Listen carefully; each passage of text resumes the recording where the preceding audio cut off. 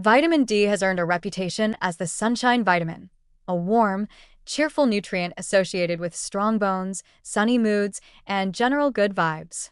But behind that glow lies a surprisingly complex relationship with heart health, one that looks less like a straight line of benefits and more like a U-turn in slow motion.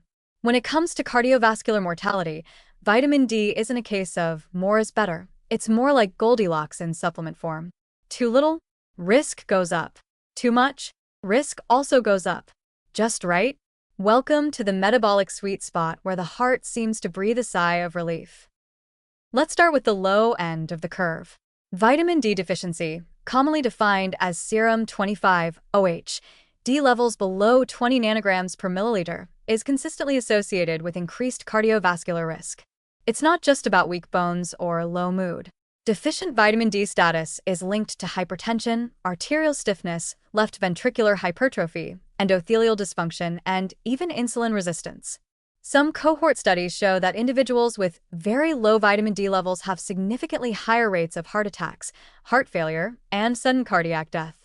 This isn't just epidemiology with a side of correlation, it's backed by mechanisms. Vitamin D receptors are present in cardiac muscle, vascular smooth muscle, and endothelial cells, where the vitamin influences calcium homeostasis, inflammatory signaling, and the renin-angiotensin-aldosterone system. Basically, vitamin D talks to your cardiovascular system in ways that go far beyond the bones.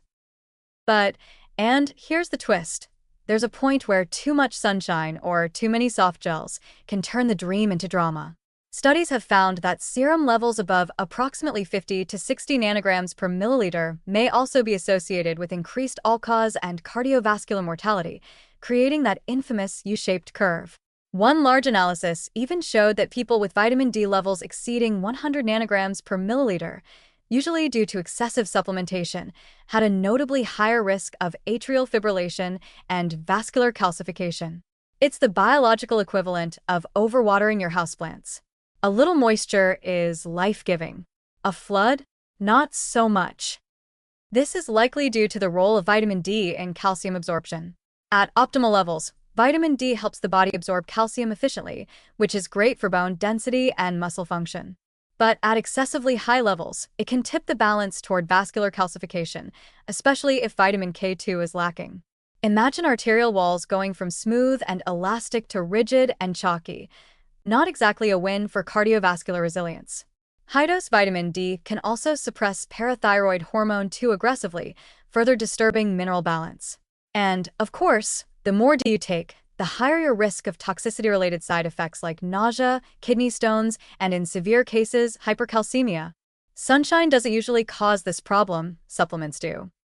So, what's the sweet spot? Most experts agree that maintaining serum 25-OH D levels between 30 and 50 nanograms per milliliter is the zone where benefits are maximized and risks minimized. This range supports cardiovascular function, immune modulation, and metabolic stability without veering into overcorrection territory. For the average adult, this translates to roughly 800 to 2,000 IU of vitamin D3 per day, though individual needs vary based on age, skin tone, latitude, body weight, and sun exposure. Darker-skinned individuals, and those living far from the equator during winter months, may need more. But blindly megadosing, just to be safe, is like wearing 5 coats in July. You're solving a problem you don't have and creating a new one in the process. This is where the case for personalized supplementation becomes compelling. A simple blood test for 25-OH D levels can tell you exactly where you stand, helping you dial in your intake with surgical precision. No guesswork. No blind loyalty to 5,000 IU capsules you saw on a wellness podcast. And for those already on high doses, periodic monitoring is critical to avoid unintentional overshooting. Think of it less like topping off a tank and more like adjusting tire pressure. You don't want to be too low, but overinflation can be just as dangerous.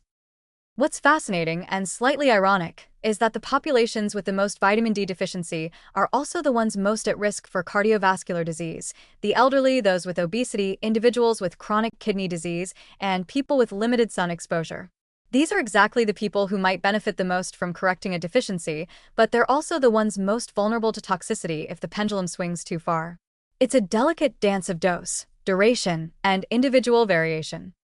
In the end, vitamin D isn't just a good nutrient. It's a regulatory hormone masquerading as a vitamin, and like all hormones, it needs to be respected. Its effects on the cardiovascular system are real, measurable, and nonlinear. The U-shaped curve reminds us that more isn't always better, that natural doesn't mean risk-free, and that precision often beats enthusiasm when it comes to supplements. So, whether you're sunbathing in moderation or taking your daily D3 with breakfast, the goal should be balance, not maximalism. The heart doesn't need megadoses. It needs intelligent, informed support. In the great symphony of cardiovascular health, vitamin D is more conductor than soloist, quietly orchestrating harmony, as long as we don't turn up the volume too high.